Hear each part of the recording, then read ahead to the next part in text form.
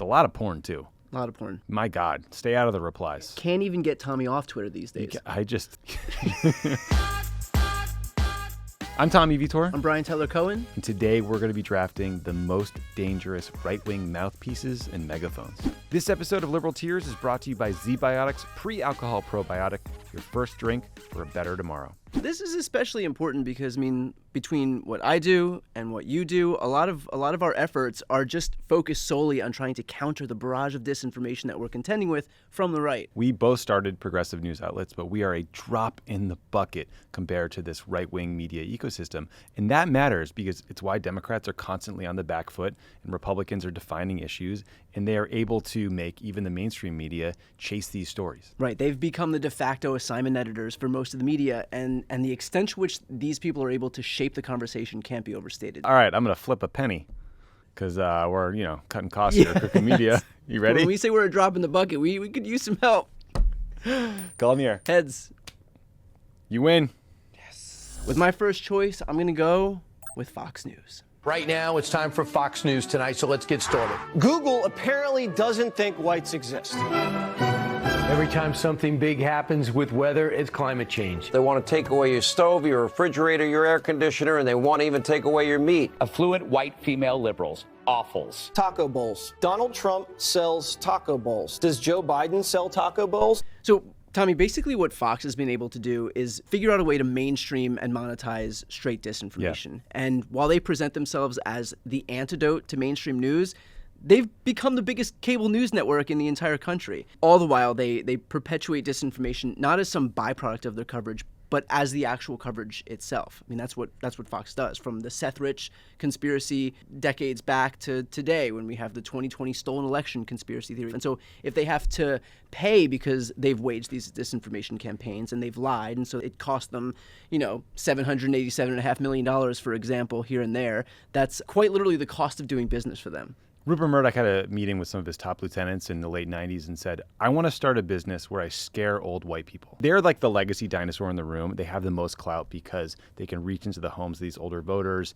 They can drive policy. They're hugely influential with Republicans. Any Republican who steps out of line and criticizes Donald Trump gets slapped around by Fox News, so he keeps them in line. But also, they're terrified of losing market share to these even more right-wing upstarts, so they're drifting further and further to the right, and it's a scary setup. With my first pick, though, I'm going to go with a recent entrant into the field of right-wing agitprop and disinformation, Mr. Elon Musk. Yeah. Do you think if you moderated yourself more, if there was better content moderation on the platform, that you wouldn't have to answer these questions from reporters about the great replacement theory as it relates I don't have to answer these questions. The great replacement theory as it relates to Jewish people? Do you think that? I don't have to answer questions from reporters. Don, the only reason I'm doing this interview is because you're on the X platform and you asked for it. Mm-hmm. Otherwise, I would not do this interview. So you don't think, do you think that you wouldn't get in trouble or you wouldn't be criticized for these things? I'm criticized constantly. I could care less. So there's a lot of theories for why Elon Musk bought Twitter, but regardless, I think it's clear that he's been radicalized. Yeah. He's been radicalized by his own content on his own platform. He's constantly spreading great replacement theory style stuff about immigration. He clearly hates Joe Biden, and I think part of that is Biden is a bigger fan of unionized automakers. He's left Tesla out of some events, so I think he's butthurt about that. But Twitter is really important for a couple of reasons. One, it's where journalists sit all day, every day. It shapes their stories, whether they want it to or not. But also, Elon has changed how Twitter works so that it is profitable to spread misinformation and right-wing propaganda. I can't tell you how many times when some breaking news story happened, there's an explosion in Israel that I want to learn about, and someone's got 1 million views on a video from Syria in 2015, right? There's been an explosion of anti-Semitism, an explosion of anti-LGBT rhetoric. There's a lot of porn too. A lot of porn. My God, stay out of the replies. Can't even get Tommy off Twitter these days. I just... All right, for my next choice, I'm going to go with another self-important narcissist that runs a digital company, and that's Ben Shapiro. Mm-hmm. We have literally tens of millions of people in the United States who are afraid that the cancel culture is coming for them. And cancel culture does exist. Okay, so what this results in very, very often is corporations looking to cram down a particular viewpoint on you and then cancel you. When it comes to the hosts on the Daily Wire, obviously everyone was able to say what they want. But the reality is that there is an Overton window at the Daily Wire. So what Ben's able to do with the Daily Wire, just by virtue of the sheer amount of viewers that they have to all of their shows and all of their channels, is drive a lot of the online conversation just unto itself. But they really do focus on the culture war stuff, and that's where Republicans thrive. Yeah. And so by shifting the conversation away from policy, away from all of these issues that actually impact Americans, instead we're talking about the war on Christmas and all of that bullshit. But that's what's being pushed by these people who know that the culture war stuff is way more potent than the actual issues that impact people. There was an NPR analysis in 2021 that found that during that year, stories published by the Daily Wire got more likes, shares, and comments on Facebook than any other news publisher by a wide margin. And they're investing tons of money into children's content and subscription content and anti-woke razors and all this stupid stuff. So, like, they're a force to be reckoned with. With my next pick, I'm going to go with Mr. Alex Jones. At the end of the day, we're going to beat these people. I'm not trying to be dramatic here, but it's been a hard fight. And these people hate our children. Just take more calls. Go ahead, who's the next person? So the reason I chose Alex Jones this high up is because he, more than almost anyone, has done specific real-world harm to average people. Alex Jones said that Sandy Hook didn't happen, that these children were not massacred, and he called them crisis actors. And this relentless focus on Sandy Hook led his listeners to go and harass these families. The good news is they sued him, and he was ordered to pay $1.5 billion in damages to the victims' families. He's going to liquidate his assets, including, I think, his holdings in InfoWars. People kind of treat Alex Jones often like he's an ironic joke, like he's a performance artist, and there's a lot of that.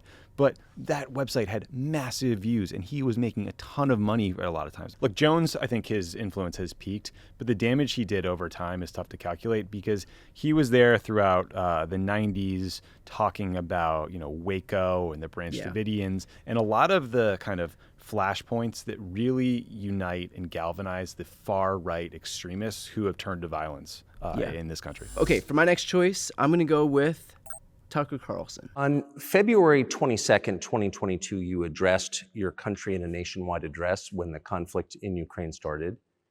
And you said that you were acting because you had come to the conclusion that the United States, through NATO, might initiate a, quote, surprise attack on our country. Are we having a talk show or a serious conversation?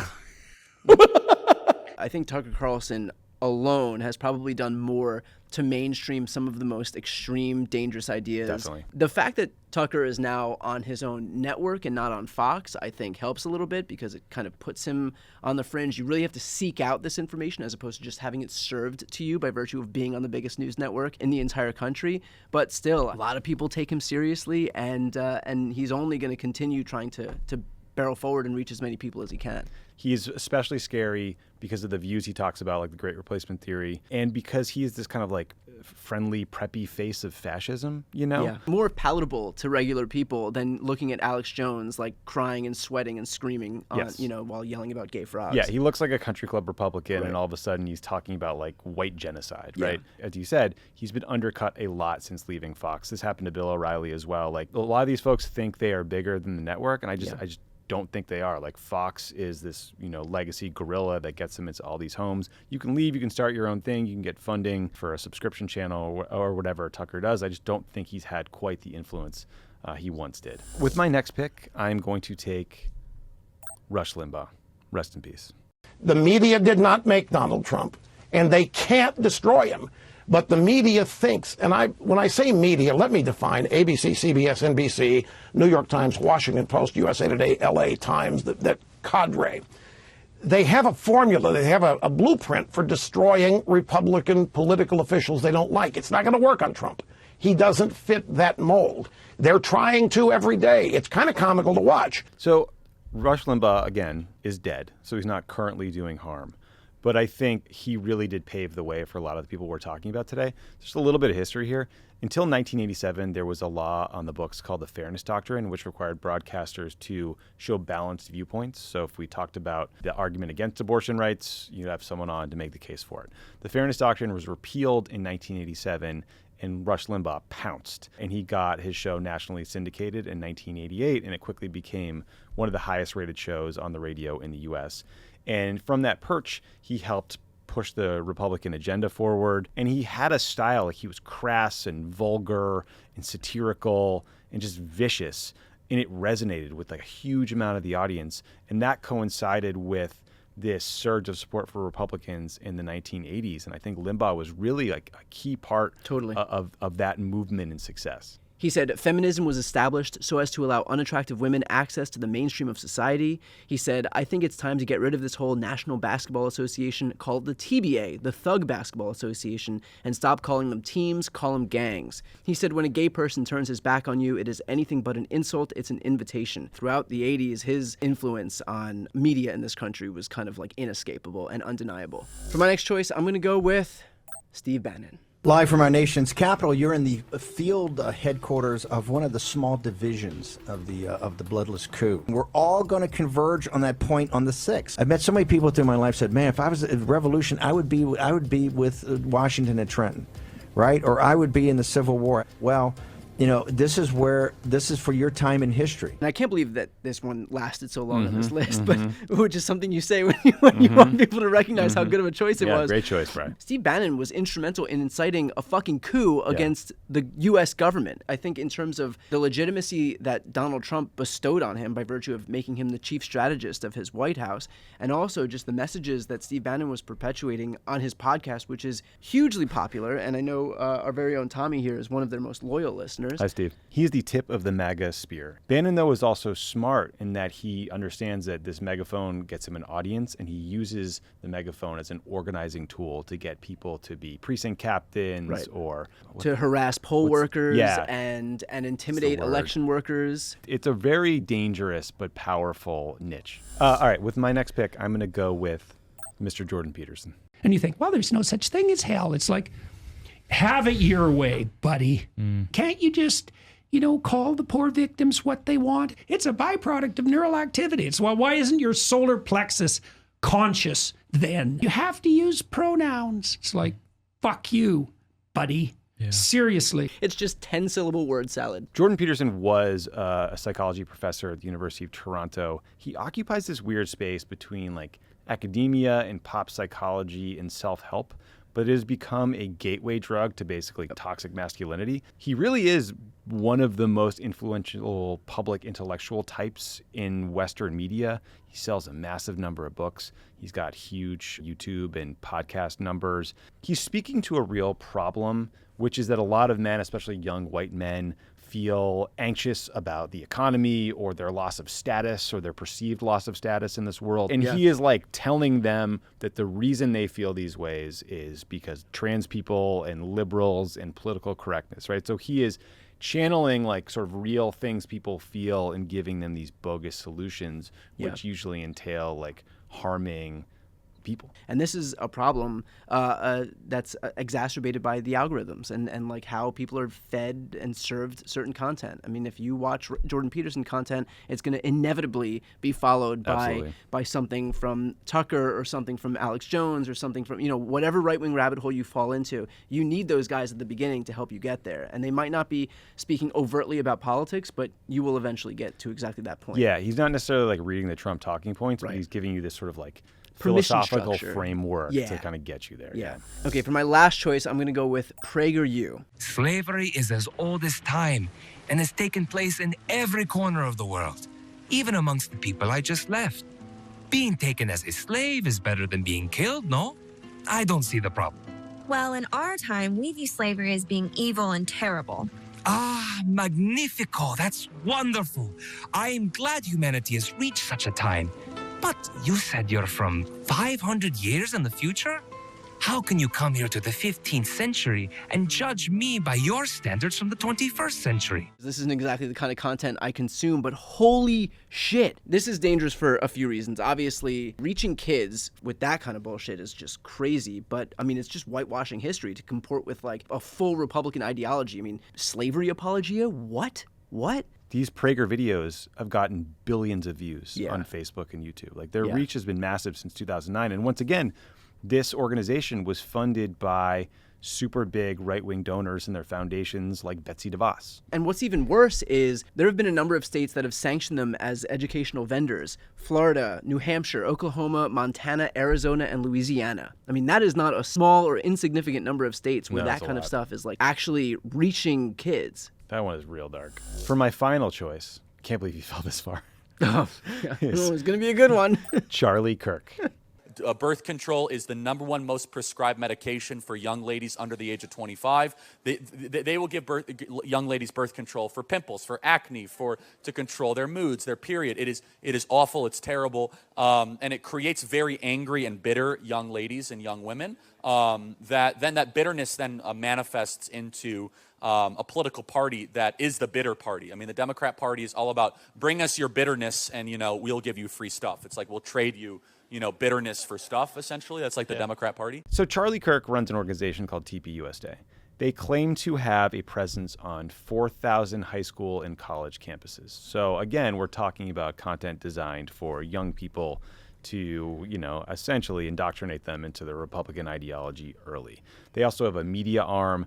They hold huge events, and they've gotten even more radicalized over time. For example, in 2015, Charlie Kirk called Martin Luther King a hero. Now he says he's preparing to launch a campaign against Martin Luther King Jr. to discredit him. The Trump campaign and the MAGA movement, I think, have had a pretty smart, deliberate campaign to try to get support from young people, especially young men. It involves organizations like this, going to MMA events, reaching out to the Logan Pauls of the world, which has led to much more support for Donald Trump from young men in particular. Yeah.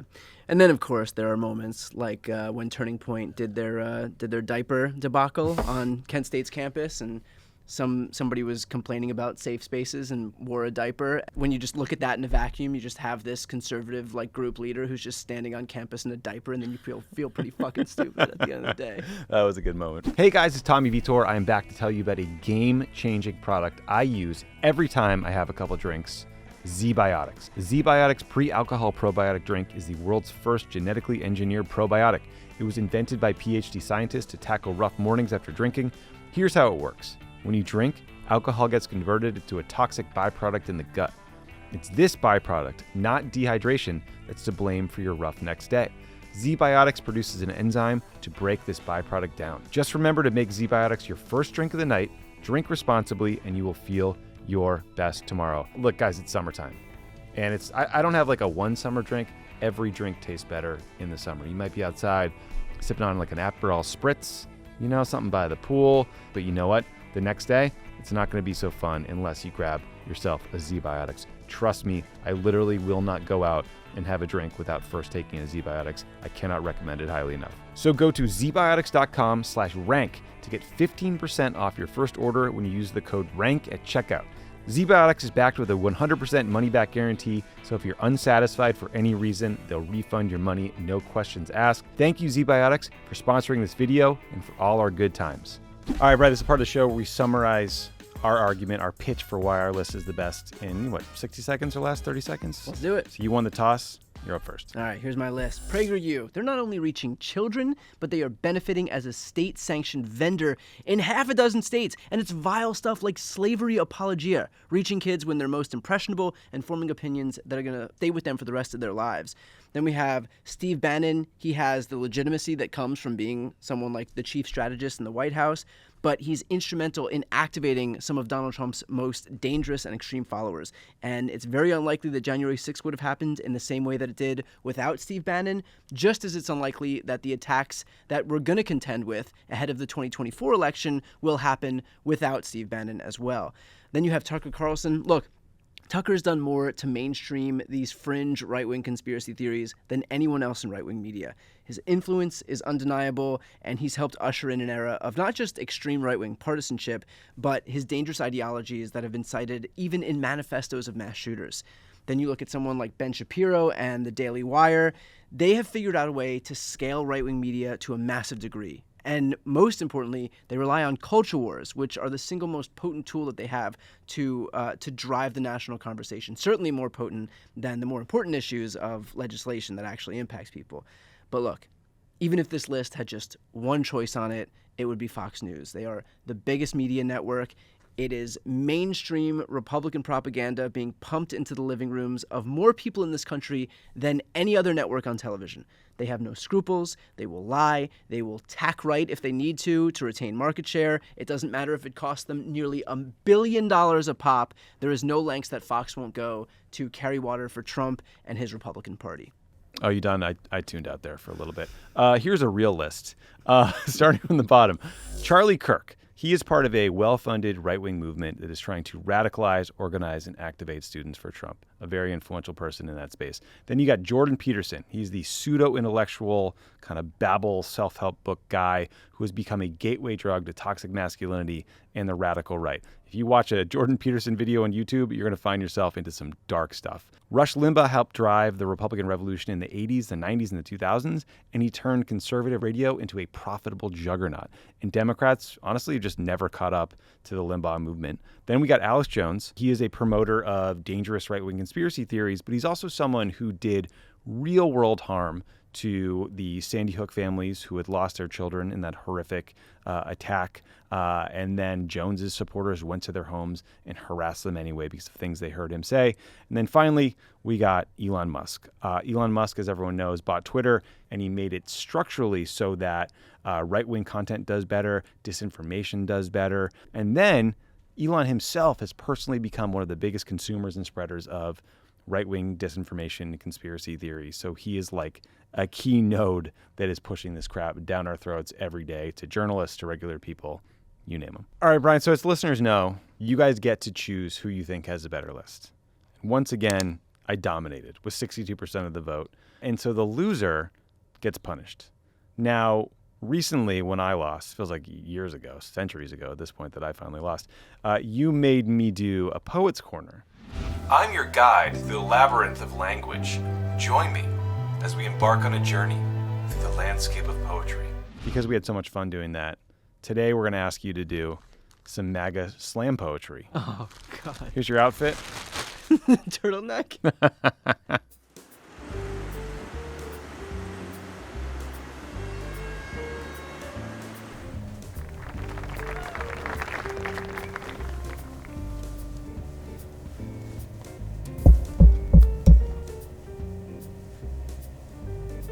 MAGA-mania echoes loud.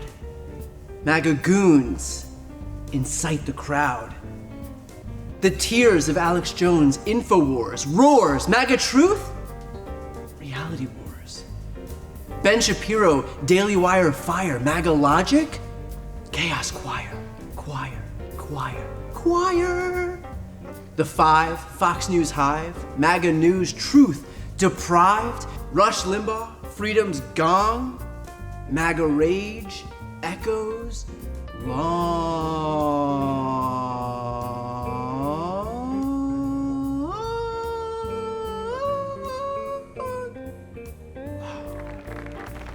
Thank you so much, everybody, for coming. Thank you. Thank you so much for watching the show. Again, this was all about the massive disadvantage that Democrats have in the media ecosystem because of all these right-wing outlets. The way you can help: subscribe to Crooked Media's feed, subscribe to Pod Save America on YouTube and on RSS, subscribe to everything Brian's doing. Shout it out. And make sure to vote in the community tab so that I don't have to do this again. Vote for me. Love it. Our first ever book, potentially our last ever book, Democracy or Else. It's like first annual. Democracy or Else, How to Save America, 10 Easy Steps, is out next week on June 25th. It's a little daunting. But after years working on campaigns and hosting Pod Save America, one thing remains true. When we organize, persuade, and show up, building a progressive world is possible. That's why in Democracy or Else, we broke down all the work you have to do into 10 just very easy steps. Very easy steps. So easy that you'll need to follow to get informed, get involved, and get off the sidelines. It is packed full of jokes, unhinged illustrations that will keep you laughing and save you from drowning in your sense of existential dread. And every joke hits. There's not a single joke in it that's going to bug people. That's right. They're all bangers. 10 out of 10, no misses, no skips. But more importantly, getting this book on the New York Times list lets booksellers know all around the country that they need to stock the book, which then helps us get the book into the hands of folks who really need it. All the proceeds from this book are going to support organizing and people on the ground trying to do the work of protecting democracy. So let's keep this momentum going. Pre-order your copy of Democracy or Else at crooked.com/books.